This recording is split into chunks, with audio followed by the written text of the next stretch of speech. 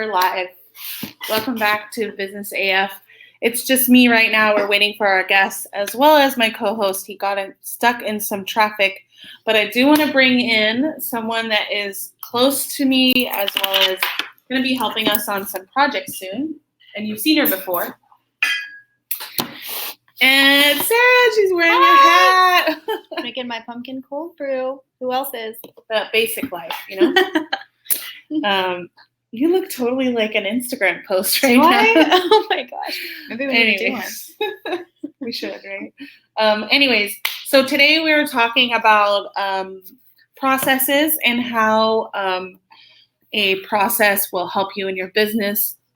And actually, it's kind of a relevant topic because there's growth happening in my business as well as yours, Sarah. And if we don't have processes in place, we are screwed. And look, our guest is here. The Marine Rapper is welcome, here. Welcome. Can you hear us? What's up? Yeah, I can. What's up? I can't hear you. There we go. Yeah. Can you see both of us? See us. Can you see both of us? There we go. Yeah, I can see both of you. Yeah. There we go. Yeah, I can see both of you. Let me move it over here a little bit. Red headphones. Dial in today. Yeah, I got everything has to match, you know? Love it. Everything has to match. Even when I'm in the studio, it's all about the mood, you know? Yeah. So obviously, TMR, I know you. Sarah is not familiar with you. So why don't you do a little intro and let people know who you are, what you do, and why you're here today. Yo, what's up? So Sarah and everybody else that's tuned in today, I go by the Marine Rapper. Real name, my government is Raymond Lott with 2 T's because it's a lot. But I am a 10-year Marine Corps veteran. I've been to Iraq, Afghanistan. I was a journalist. So if you've seen Full Metal Jacket, you know what I do. Basically, I was a journalist. I went through boot camp. I was a Marine, became a Marine, and then they give you a job. And the job they gave me was a journalist, and I got attached to infantry battalions. So I would go out on patrols and combat missions and stuff like that and write stories on these troops. So I was always writing, doing a lot of journalism and stuff like that. So it kind of was the early beginnings of my career that I do now, which I'm still a writer. I'm still a lyricist, but I just do it in a different way. I still tell the stories of the troops, but I just do it in a musical way. But that was the early beginnings. Iraq, Afghanistan, seen a little combat here, humanitarian missions. We gave fresh water to kids who needed it. We gave, fresh food, medical aid. There's people who needed help out in the villages. We made sure that they were good. We, gave out like footballs. They call it footballs, but it's soccer balls. Footballs, flags, things like that. Like we did a lot of good stuff, and then we had to deal with a little bit of stress in between. But I got to document all that through my articles, and I sent them home, and also sent home some pictures. And some of those pictures actually won some awards and got some people some recognition because those pictures were like evidence that those individuals were in those firefights and did those great things for Iraqi and Afghan individuals. And so it was cool to be a part of that history, to just help and like actually serve individuals of our own, like Americans, as well as, Iraqis and Afghans, and also the British. We were serving with the British as well over in Afghanistan as well. So it was good to do some joint operations out there as well and serve as much as I can as a Marine Corps journalist. And then when I got out, I basically decided, hey, I'm gonna just pay forward all the skills that I learned as like a journalist and a researcher. And it like led to like a whole bunch of like my raps, because I got into doing a lot of battle rapping. And if you battle rap somebody, you have to know how to research, like look them up really good. to the point where you just like, they can't even rebuttal, like, yeah, kind of like that. They're like, how did you even know that? I can't even beat that at all. So I just knew that I was a researcher, and I didn't know how I was doing it at first. I just knew it started being successful. Okay. But so my first thing that actually got successful online, after I learned how to use Instagram and YouTube and stuff, was I did a battle rap against an anti-military teacher, and I just like looked him up, found out, what he's all about, and he was just discouraging one of his students from joining the Marine Corps. And I'm just like, I'm the Marine Rapper, I have to say something. So I researched this teacher. He was just very mean to his students, and he also like when I matched him up against me, as far as like academically, I like have more degrees than him and stuff. So I was like, oh, I'm gonna. He wants to pick on a little kid. I'm gonna pick on him. So like playing the like Batman role, kind of like Yeah. that type of thing. And then it went viral. It got 1 million views and things like that online. And I was just like, oh, okay, that's what I got to do. So I started like battling and dissing like the bad guys online and putting out patriotic rap, which is kind of like an oxymoron because rap was started because it was anti establishment, like fight the power, F the police, things like that. And so I was bringing a polarizing take on hip hop music, saying, hey, I was in the Marine Corps and I'm gonna tell you about my story. And people started to relate to it because if you are hip hop, you still respect what I do because I'm telling you where I'm coming from. And it's legit because I have people who back it up. So hip hop's about authenticity. So it doesn't matter what you do. You could be straight, gay, military, whatever. As long as you're authentic and you're real, nobody can take that away from you. And hip hop was started to tell the stories. Like, and I know that because Ice-T, who was an Army veteran, he like kicked some game to me. And I was like, wow, like as long as you're authentic and you're like telling the truth, like nobody can take that away from you. People will like it or hate it, but at least you're making them feel something. And that's what I learned. Like I paid forward all my storytelling and my research abilities into my hip hop music to make people feel something, whether it's positive or negative, to make a change out in the world. And that's what I'm doing now as an artist, as well as a label owner. Now I'm teaching other people how to do that.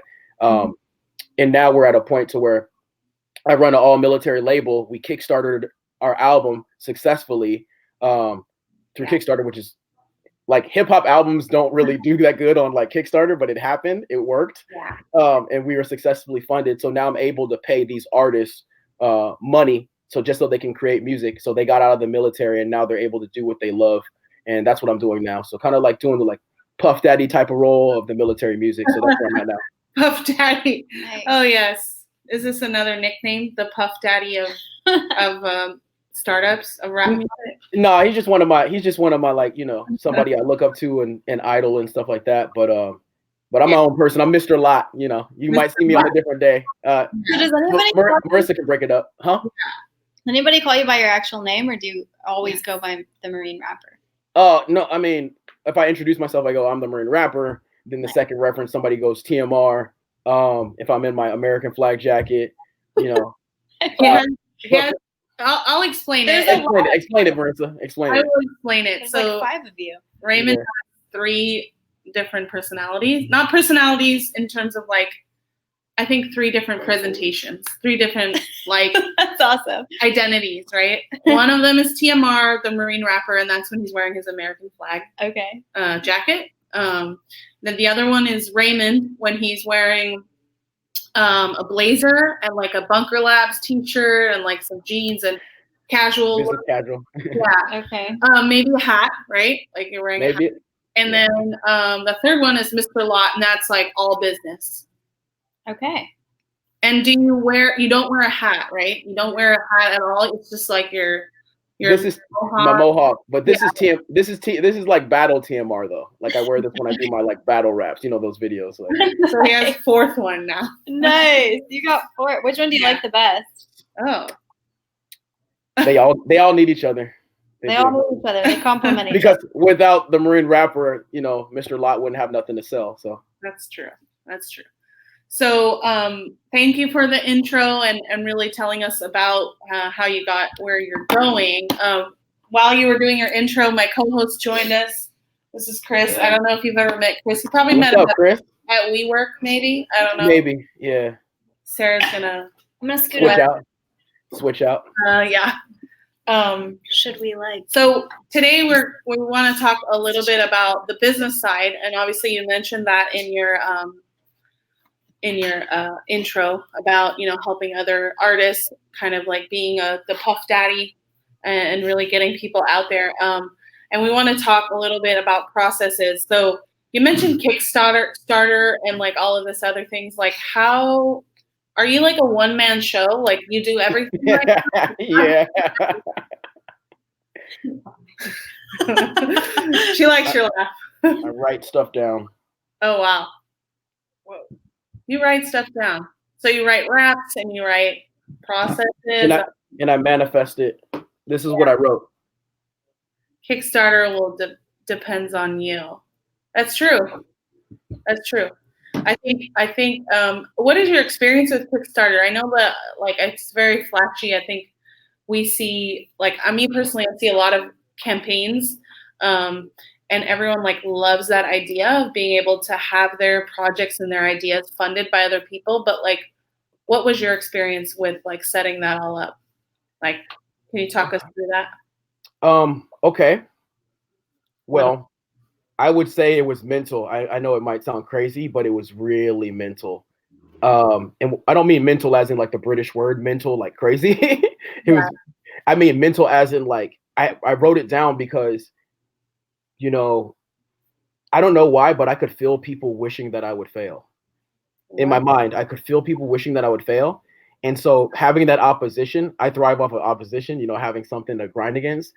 That motivated me to get the tasks that I need to get done every day and to be innovative. So I grew up one of five in Oceanside, California, but my mom was a single mother at times, you know, before she got with, you know, my stepdad and stuff. So there was a lot of times where we struggled, like we had to decide whether water or electricity. My mom would like turn on the cable just so we could watch TV. Like she was a hustler. So she figured out how to do stuff, right? Mm-hmm.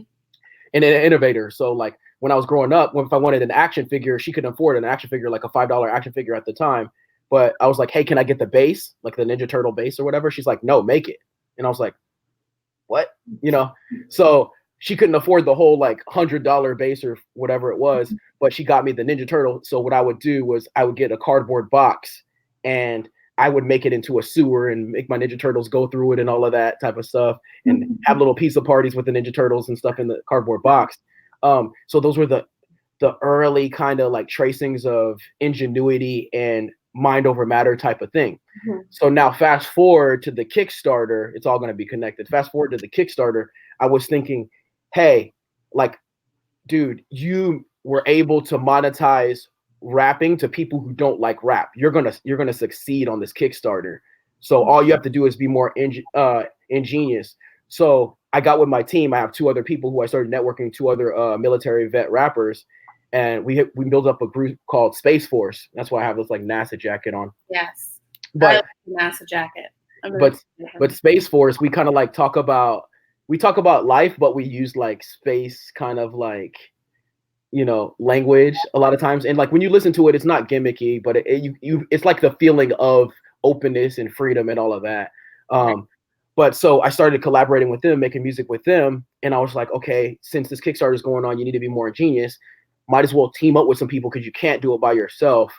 So like I teamed up with them because I know I couldn't be a one-man band. Like a lot of stuff I do is one-man band, like my video editing and my audio production and stuff, but I need help. So I got with the other guy who was in the Air Force. He's good at operations. And I got with the other guy who's good at content. So I said, hey, what can we do to up the Kickstarter? And we decided, hey, we just need to showcase everybody who donates to the Kickstarter. So what we started doing was we used the album cover that we have, and instead of using the actual like picture that we have in it, which is a DD-214, which is a form that you get when you get out of the military, we took that out and we put the picture of the actual person who donated. So we started posting that to my social media because I have the largest following, and then that gave people FOMO, and so they wanted to donate, whether it was $1, $5, 20, and then so we started flipping that, and then we got more and more donations, and then also through the bigger connections that I got through Bunker Labs, as well as like Black Rifle Coffee and GCO Consulting and Jack Mandeville and the people who I've literally been. It's crazy because I was battle rapping these guys throughout the year, making connections and going to these mixers and things like this. So they got to know me. So they saw me hustling.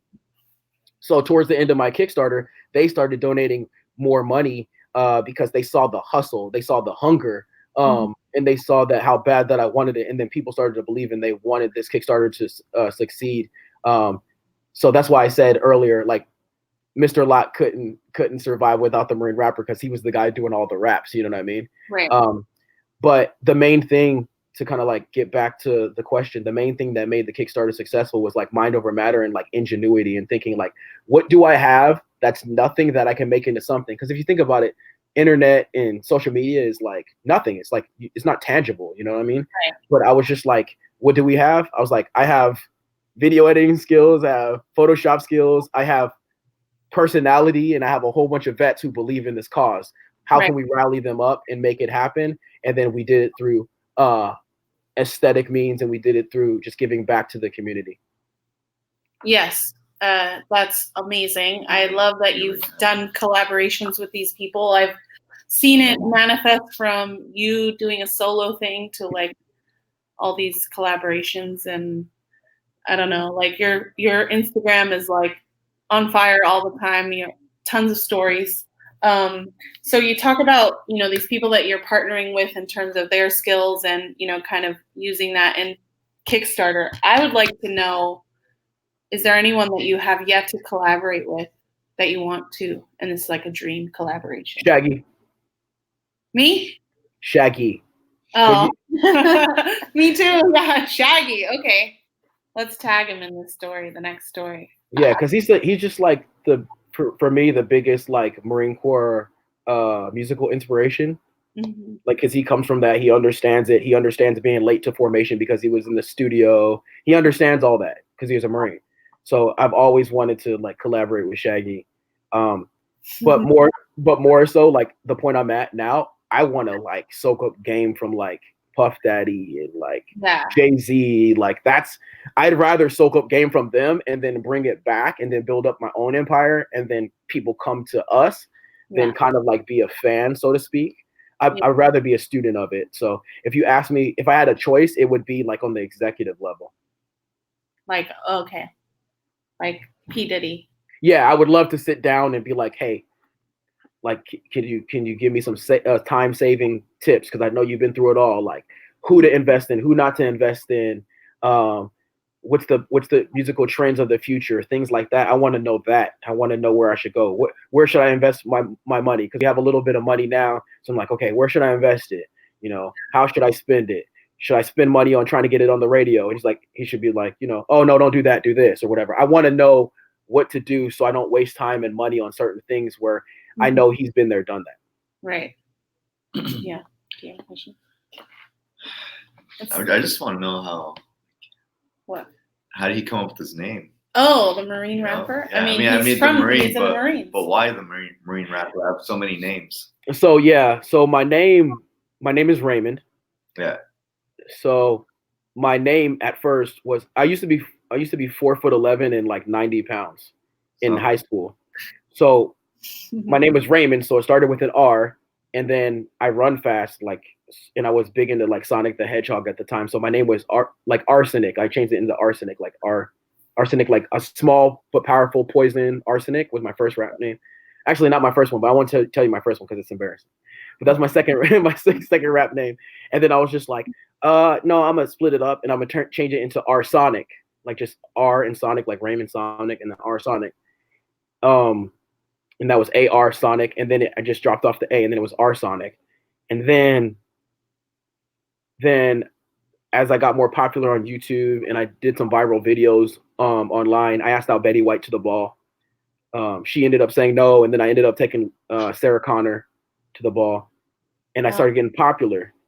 And then on YouTube, when YouTube, like right when it started, and then I was still in the Marine Corps, so like, don't do the social media stuff. And then right when they said that, I knew I had to get out because I knew I was like ahead. I knew my brain was too ahead because they told me social media was the devil at the time. And I was just like, no, it's not. Trust me, let's use it. And they're like, nah. And I was just like, I love the Marine Corps, but like for me, I needed to do something else because I feel like I could help more people out on the outside with social media. And then as I started getting more popular, people were saying, oh, that Marine rapper guy. And I was into marketing. I started getting into marketing. I was like, wait a minute, hold up. If I just go by the Marine rapper, people will ask me a question and it's like, it's a conversation starter. They're like, hey, were you a Marine? Did you serve? And I'm like, I'm gonna just scratch everything else and go by the Marine rapper. So basically fans started to name me the Marine rapper, and that's how I came up with it. Yeah. And it works now. It's a crazy marketing Well, thing. I think that a lot of people, it kind of reminds us of when we wanted to start this podcast, because we were like, oh, let's come up with like a cool name that kind of incorporates both of our personalities and blah, blah, blah. And we were like brainstorming for like an hour. And then we're like, we want to talk about business and we want to talk to business owners. Why don't we just call it Business AF? Yeah. And that's how it came about. Because it's like, it's crazy because the name is polarizing at the same time, and I love it. Because it's like business, and you're like, okay, and then you're like AF. You're like, whoa, that sounds fun. Yeah, we're in episode 8 right now. We're growing it. You know, we just added Sarah to help us with the Instagram. She's good with Instagram, so you'll probably be on the story in a little bit. I don't know. So I will share it. okay. Awesome. Oh, look, Thank he's you. gonna share. Yeah. So, talking about Instagram, is that like your main platform that you want to use now? I mean, I know you use it a lot, but like I do see you sometimes on LinkedIn and Facebook. What do you think is like where you need to be? I look at it as anything else. It just depends on what work you're doing, what job you're doing. So you're not going to use a shovel if you need to hammer some nails, right? Right. Yeah, that's true. So if I need to hammer some nails, I'm going to LinkedIn. Yeah. If I need to move some sand, I'm gonna go to Instagram. But like the analogy that I'm using is like I wanted to be more precise with my targeting and who I'm talking to. And even though I may not have that many people to respond to my post on LinkedIn, I only need like 5 people to respond, because what happened was, so on Instagram, that's where I built my fan base, because Instagram's for community. Right. And I know what type of individual I am. I know I'm a very visual person, and Instagram is very visual. Mm-hmm. And so I was like, nobody's really doing a lot of like short little music videos. Like I started doing short 60-minute music videos and putting as much information I can in that 60 seconds on Instagram and telling them about me, but like telling a story about whatever I'm telling a story about. Whether it's a battle rap, whether it's about, a memorial type of thing, or veterans, or just celebrating something, or talking about my life. I put it in that 60 seconds on Instagram because it's very visual. But then I can drive and direct that traffic to a link, or tell them to buy a shirt or buy my album or whatever, because I started to gain some fans. Then I realized I'm just like, okay, this is cool as a single artist, but I really want to go where the business is at. Yeah. So the business is on LinkedIn. So I said, how can I cater my message the same way to a different audience and flip it? And I said, okay, they're business people. What do they care about? They care about telling other people about their businesses. And I was like, okay, well, I could be a spokesman. How can I do it? Okay, be a spokesman through rap. So I started being like the Billy Mays of rap and making like commercials for these businesses, but on LinkedIn. So other businesses would see that and like, hey, I want a little commercial that I can use for anything. So I started rapping about dog training, energy drinks, anything, you name it. I started rapping about whatever, but doing it in a cool way. So when you listen to it, you're like, this is a cool song. You're like, wait a minute, he's rapping about dog training. What? And then, so they saw that I rapped about soap, all types of stuff, chocolate. I rapped about stuff, but I made it into like a cool song, or personified something. There's a veteran-owned chocolate bar company. I said, and the chocolate bar company, their thing is they put peppers inside of this chocolate bar, so they're hot chocolate bars.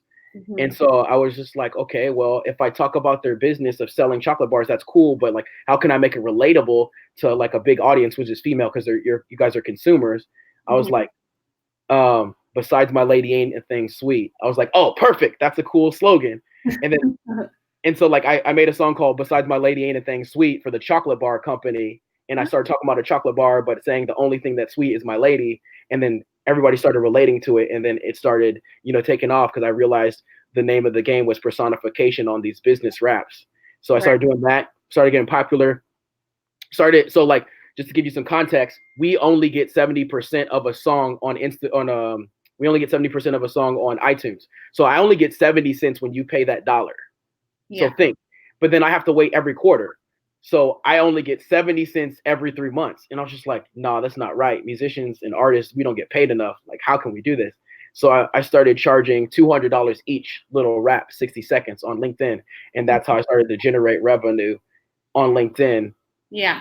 And then drive traffic back to my Instagram to build the community. They see that I was a good person, so they trust me. Then go back to LinkedIn, and it was just like they worked off of each other. So to like, I know it's a long answer to your question, but you need both of them. For me, that was my method. I was using both of them, and I still use both of them because I know a lot of people are on LinkedIn. I know a lot of people on Instagram, and then I started bringing LinkedIn crowd over to Instagram and Instagram crowd over to LinkedIn. But you just have to be like, okay, what's my business? And then say, how can I cater it to my audience in a way that they would understand, that they would care about? Because at the end of the day, it's like, how do I provide value to my audience? Yeah. Right. And then you go, how do I? And then you think, okay, the next question is, how do I provide value to my audience on LinkedIn? And then you go, everything you do, you go, hey, like, where am I at? Okay, I'm on LinkedIn. Like, do they care about like videos so much? Maybe if I make it relate to them. Yes. Do I care about an email, or do I care about like a blog post on Instagram? Maybe if I make a meme out of it. You see what I'm saying? So you just have to cater it to your audience.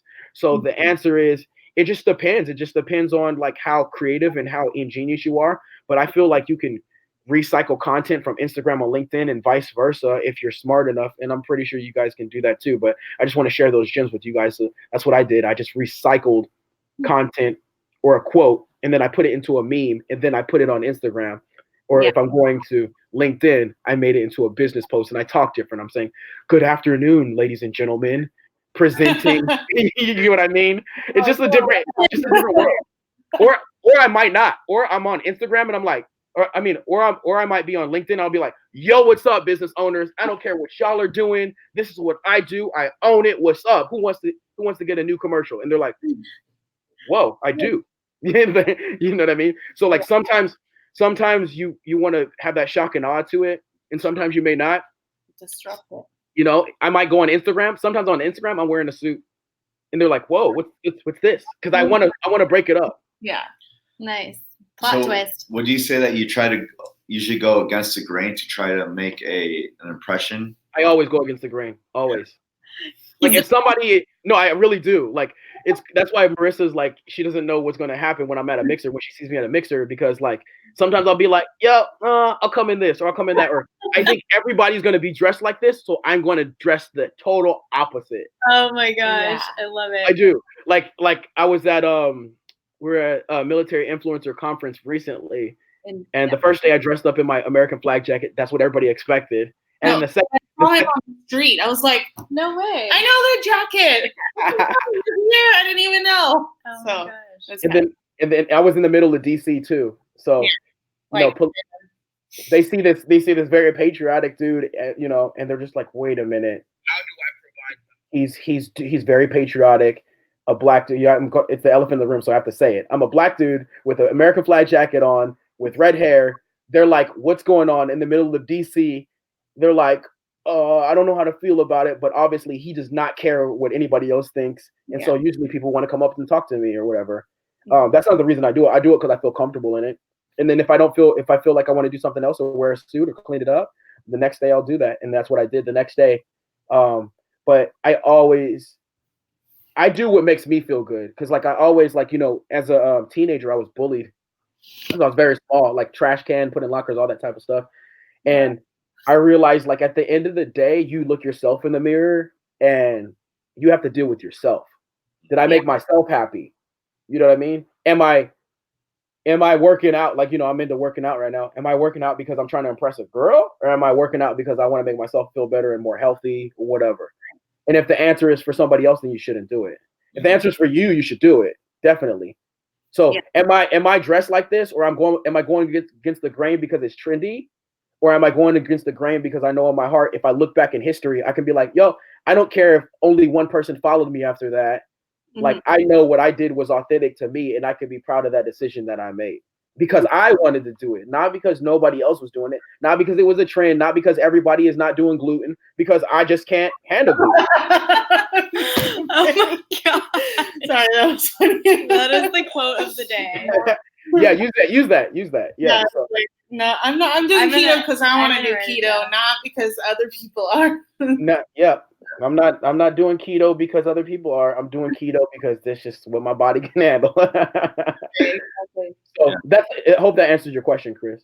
Yeah, it does. And it's kind of cool that you talk about this because one of my friends and I we always talk about this, everyone's always trying to win the rat race, pretty much, right? Everyone's always trying to get after it, get the new material items, get the coolest thing, post on Instagram, look nice, look fresh.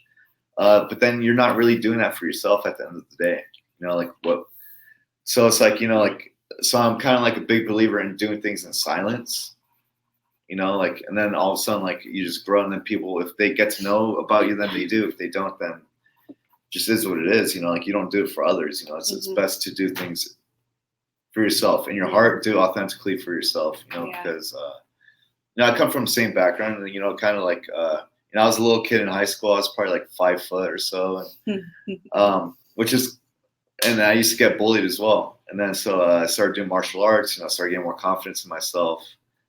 And now I'm at a place in my life where, like, I don't mind. It kind of reminds me of Mike Tyson. Like, Mike Tyson talks about, he was like a scared little kid.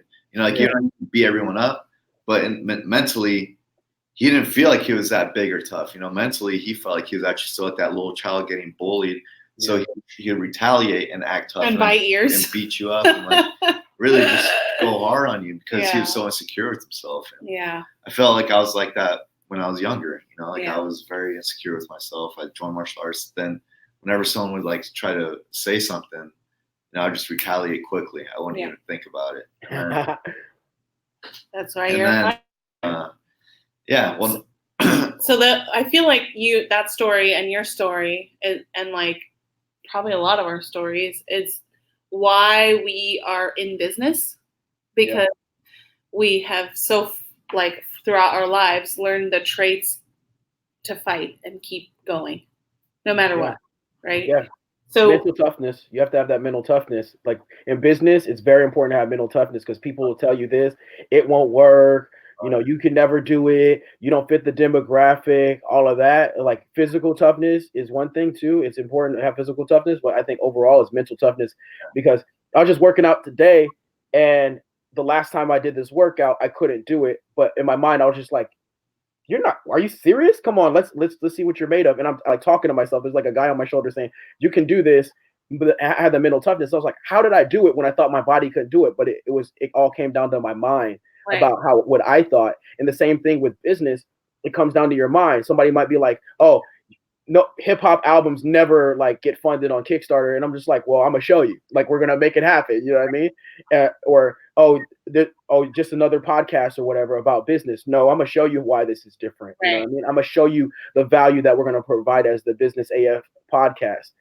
So I feel like in fitness and all that, but I just feel like everything comes back to mental toughness. And if you have that mental toughness and that belief in yourself, then you're good. And that's why I think it's so important that you do stuff for yourself only, because if you do something for somebody else or another reason, that person or that thing, when it leaves, that will be like, they're pulling the chair from underneath you. But if you do it for yourself, you can be naked in the middle of nowhere and you'll still be able to survive because that mental toughness and that strength was built from within. And they can drop you anywhere and you'll always be that same individual. Right. I think about that all the time. I mean, fighters or business people, entrepreneurs, musicians, whatever, you look throughout time on the timeline and you could probably grab these individuals. You grab Malcolm X, MLK, Rosa Parks, you put them today, they would still probably do the same exact thing because they have what they said, no, I'm going to do what I want to do regardless of what anybody else is doing. I don't care what anybody else is doing. I have that mindset in my mind to handle my business, and that's what I'm going to do. So I really feel like that mental toughness is one of the most important things before you even go out and you kind of like partake in an endeavor, whether it's a podcast, whether it's fighting, whether it's music, whether it's social media, Instagram. If you have that mental toughness, you can go out on Instagram. Somebody could call you names on Instagram. You're running the Instagram account and you're like, I don't care. We're trying to get the word out, whatever. Because I've been called whatever. I've faced any type of discrimination, racism, hate, whatever you can imagine, death threats on my Instagram, like people, and I tag like, and at that point I was like you, Chris, I was just like, bring it. I literally started tagging exactly where I'm at. I'm like, yo, I am in here. Find me.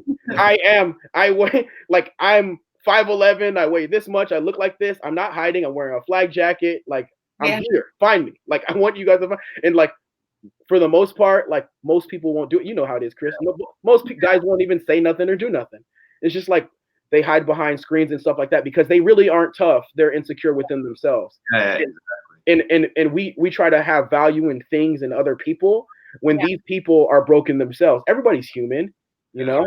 So if you realize everybody's human and that you just have to rely on yourself for that mental toughness, you'll be good. And the reason why it's so important because you have to take care of yourself internally before you can take care of anybody else, whether it's your teammates, whether it's your fellow musicians or your fellow coworkers Right. in business. So if you're not mentally strong, you can't run a Fortune 500 company. Right. You won't be. You'll break. You know, somebody will break you or somebody will undercut you or whatever, and then because you were relying on something or somebody, and that's why I wrote that thing on the board about the Kickstarter depending on you. Yeah, I had a team and people helped me. Definitely my label mates helped me, but I put it depends on you because I had to be strong for my team as well. Because they could, you know, I'm the CEO of this label, and if they look at me and I look weak, they won't believe in me. And I knew if I believed in myself and said, "Hey, team, we can do it," they believed in the mission as well. So Yeah. mental toughness is very important. Yeah, I think that's very important. Yeah, because the same with my team and I, because I have a software development agency right now, and what it is like sometimes clients come like when the highs are highs, it's great, and then there's lows as well. So when the lows come, like I have to talk to my team and tell them, like don't worry, like things will come. It just takes time to get our foot in the door and then start running. Like first you have to crawl before you can walk. And then so right now we're crawling, but soon we'll be able to walk, and then after we can walk, then we'll be able to run. But it takes time, and like you can't give up. Because if you give up, then that's just like giving up venture that you never seen its full potential through. And I think it's very important to be mentally tough because you don't know what can come out of it. You don't. Right. Like one day, like it might be shitty, and then the next day, it just all of a sudden you get overloaded with things and it just blows up. You don't know what it may be, but yeah, I mean, of course, you need to have the right strategy in place too. I think, but definitely it takes time to get there. It won't happen overnight. It's so easy to give up. I see people give up all the time, and I don't understand it. Like I guess because for me, it's hard for me to give anything up that I started. So when I see other people give up, either I think they're mentally weak or they just don't have it in them. They're not in the right place. But I really want people to be as strong as possible. Like we all have our own insecurities. We all have our own troubles, but you can't let those things get in the way of your dream, I guess. Right. Yeah. Sarah, did you wanted to say something? You said you wanted to say something. You got to get back on the camera. I know. I'm kind of taking it all in.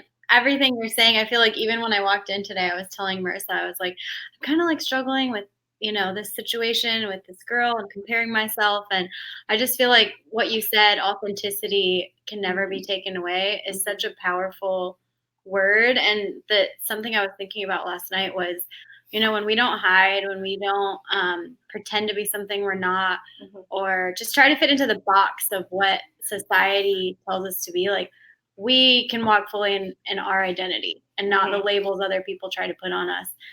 Because it is a cage sometimes to feel like you have to measure up to what everybody else is doing, what everybody else is saying. And that's, great for a while, but it just gets old. It's draining because you're like, man, I literally can't meet everyone's expectations. And that's something I've had to learn a lot of years in ministry, because I've been serving in ministry for a long time, and church is an awesome place, but it's also a place where you have to kind of do you, take your course, what you feel called to do, not what everybody else is kind of putting on you. So I just feel encouraged by all your words, and I'm just sitting here taking it all in. Thank you. I appreciate it. Yeah. And what I noticed too, like questions are very important. Yeah. Yeah. Because I went through, and I'm going to tell you what I mean by questions, but becoming a social media influencer, which I didn't want to, like, really, but it happened on accident because I started getting popular. Influencer. We're all quote unquote. Influencer I describe as this because, like, some people may think I'm like lower on the totem pole, but like if you can generate revenue off of your influence, I feel you're successful. Like this is all I do. Like all I do is music. So like I'm just like, you become an influencer when you know a kid was going to join the army, but he listened to your song, he joined the Marine Corps instead, said he'll see you in 3 months, came back and messaged you and said, I'm a Marine now. That's influence.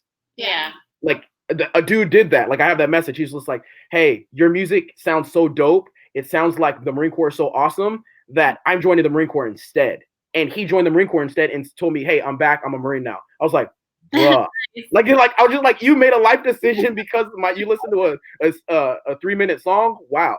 Yeah. You know, but it was just crazy. Like that's the type of influence that I care about anyway. You know, I'm telling you guys because out of sake of like, you know, subject matter, but like those are the things, not how many streams or how many songs you sold, like how many people's life you impacted or touched their heart. And That's good. and so that's my why. And that's what I was talking about the question. You have to figure out your why. Your why. Yeah, I was going to say it's your why. So like you may be comparing yourself to a girl, or you know, Chris might be compare yourself to some MMA fighter, or Marissa some social media person or business person or whatever, or me to another rapper. But like I said, yo, what's my why? Like, why do I need to be this type of musician? Mm-hmm. Why do I need to be this type of fighter? Why do I need to look like this? Why do I need to like post some selfies or whatever I have to do? Or why do I have to make this much revenue or whatever off of my social media marketing? And I was just like, yo, I don't need to. Like, what do I care about the most? Mm-hmm. What do I care about the most, and why am I doing this? And then when I realized why I was doing it, all those other things shed just like a what's it called? Freaking artichoke. Artichoke leaves just came off, and then I got to the heart of it. Yeah. That's good. So I realized, you saw that, all those years, but yeah, no, like I realized that Got like mad rap already from I this. I realized, yeah, imagine in person when I see you guys in person, Right? but yeah, I just realized that things were important, and things, you know, family's important, friends are important, close friends are important, and like those tight relationships, those real relationships is like, and there's lots of situations where I ran into situations where somebody would be jealous of somebody else, but I knew that other person, like I knew their heart, like for real. Yeah. And I'm like, and they're like, yo, like they're so much prettier than me or whatever. I'm just like, I was like, you don't know them. They actually are jealous of you, but they won't tell you. Right. So, for example, like on your point, as you're saying, you're like this other girl, she probably won't tell you or whatever, but she's like, she probably thinks you're dope. Like, and you don't even know it. She probably like, wow, she's so pretty, da da da da. Like, and she won't even tell you, but she's going about, and you're like, oh my gosh, her pictures, her selfies are the best. So, you know what I'm saying? Like that type of thing. Or you might be like, oh, this fighter is in the UFC, or this fighter is doing this or doing that. But then you, Chris, are the person who influences this younger kid who is bullied. He becomes a UFC fighter. He becomes an MMA fighter or whatever. And he ends up being bigger than the original person where you thought he was like the man. You know what I'm saying? So like, it's like, what is more impactful? You know what I mean? Mm-hmm. Or Marissa, you might not be Gary Vee, but you may influence somebody who ends up being bigger than Gary Vee or whatever. You know what I mean? So it's like that's how I look at it. Is like, who is actually affecting people in the terms of legacy, in the terms of actual like ROI, return of investment. Is it just one? Is it 100? Is it 1,000? Are you changing a whole culture? Are you really influencing people? Like, are you influencing people in another area of expertise? Like the fact that Todd Connor, the CEO of Bunker Labs, had me in his presentation as the person who influenced him. I was like, what? Because he believed in me to, like, you know, run the San Diego chapter of Bunker Labs for a little bit. And I'm like, I'm just a rapper. And he's like, yo, you know, set it up or whatever. And I set it up, and I just used, you know, my social media to like get the right people in there, and we made it happen. But it was just crazy that, you know, somebody who I looked up to said that I influenced him on how to do things within his company that was already successful. Like that means more to me than being like, you know, winning a Grammy, really. You know what I mean? As a rapper, that'd be cool to win a Grammy, but can't take that away. Next up, but you get what I'm trying to say? Like, those bigger type of, like, kind of like everybody's going straight through and they think there's only one way to create this influence. You can go around to something else or another industry and really create impact. And that is actually the why. That is actually why, the reason. You know what I mean? It's just like that when I realized like, yo, why am I doing this? Why does anybody care? And like, why am I competing with these rappers when I don't need to? I already know, I'm dope. I already know like I can fight. I already know I got social media. I already know I'm pretty. Or I really know I already make an impact in the ministry. Like this little girl, I spoke to after the, church or whatever, or that I did some missionary work. Is missionary work, right? You said? Ministry work. Ministry, that's in church. Going to Haiti as well. So in the church. So missionary, right? Yeah, missionary and ministry work. Yeah. In ministry. So you go there, you go to Haiti, you really affect, this child's life who's in poverty or whatever. Right. And that person becomes like a president or, a political leader, or that person builds their own church. And they said the reason why they did it is because you influenced them to do that. That's impact. That's influence. Like that's for me. I mean, that's my definition. You guys can come up with whatever you want, but I think that's way bigger than who has the most likes on Instagram. Like, who cares? Like, fulfilling. For you know what I mean? It's silly because I used to gauge off of that. Honestly, I was like, how many views I got, and then I was just like, yo, I have 5 likes on LinkedIn on this post for my rap ad, but I made $1,000 in 1 minute. Yeah, right. Like because those 5 likes actually bought a rap off of me, where I was making 70 cents every 3 months, maybe. Yeah, and I had 70,000 followers, and I'm like, what was I doing? Like, who cares? You know what I mean? So it's like those real relationships. What were you saying, Marissa? No, it brings up a good point because I think Sarah and I are mostly marketing. You're more of like developer thing, but like I think we all get caught up in those likes, and like not us personally, we know that doesn't happen overnight, or like the followers don't happen overnight, but I think it kind of reminds me of like when people come to us and say like, make me go viral. And we're like, make what? me famous. How does that happen? Viral is like happens naturally. We can't make someone go viral. So I think it's it all goes back to just really being like authentic in what you are doing for your business, because that like you might meet that one person that will change your business forever just because that's that one out of that 5 likes, right? So like you can't really look at it as like, oh, I need 1,000 likes to be impactful. I need that one person in that 5 people that liked it that can transform my business. So I think it's. And real quick, just to caveat off of that viral thing, I mean, I went viral. Like I know the formula for me. I know what I need to do, but it's a little dangerous on my side because I have very political like subject matter. So I know how to do it for me because I'm at a point where I can do it. Right. But you have to realize the ramifications of going viral, because you have to be ready for it. One, and then before you even go viral, it's all about preparedness. So it's like, okay, I could, say a client comes to you, Marissa, and it's like, yo, like make us go viral. Okay, well, are you ready? That's what you should ask. Are you ready for this?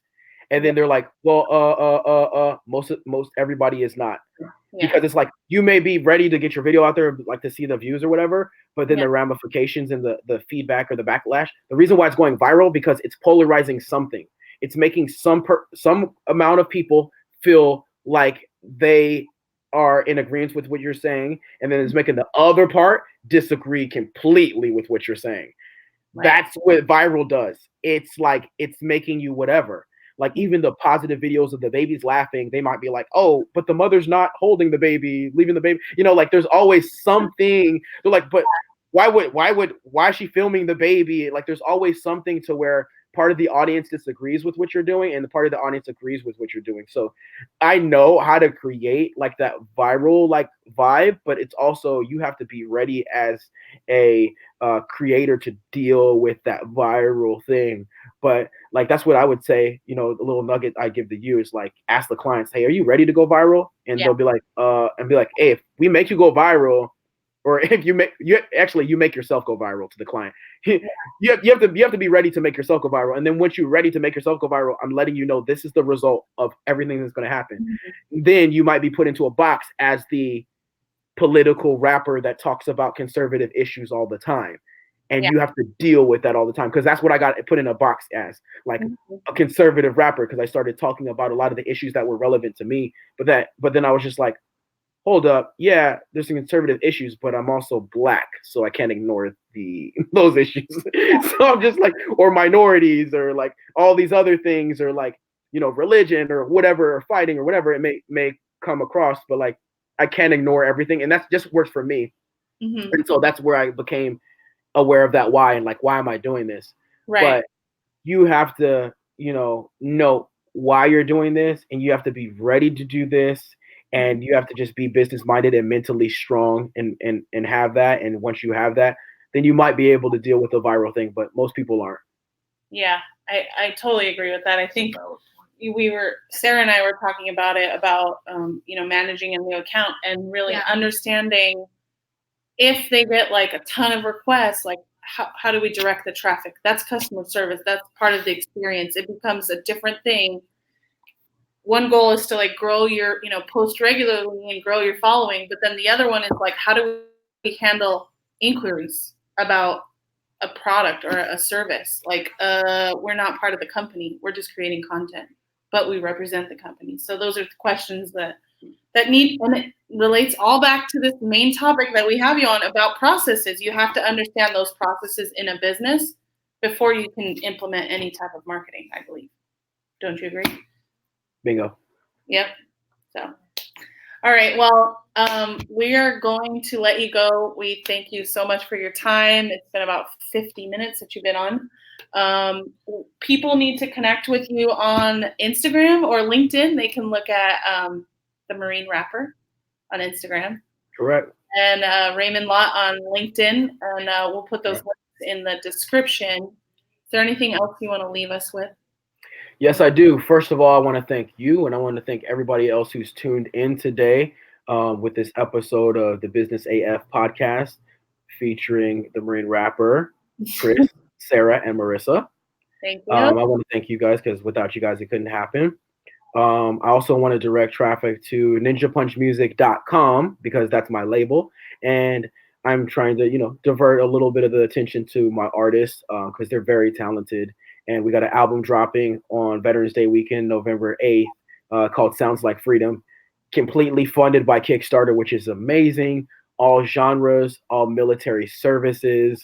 And it's going to be some cool stuff. You can be able to work out to it. You can cry to it. You can share some stories over it. You can just vibe out to it in the car. We'll have some instrumental. We even have some gospel on there, by the way. Oh, wow. Yeah. Awesome. Yeah, we do. So there's rap, rock, gospel, country, there's pop on there. There's, controversy, because we talk about everything, because it's called Sounds Like Freedom, because we talk about all sides, liberal, conservative, in the middle, whatever. We just wanted to give these military musicians who are active as well as veterans a platform to talk about the issues that are important to them. So you can stay tuned for that and check that out on ninjapunchmusic.com, as well as everywhere when it drops on November 8th on Spotify, iTunes, etc., where music is sold. I'm the Marine Rapper. Thank you so much for having me. Thank you. All right. Bye. Talk to you soon. Bye.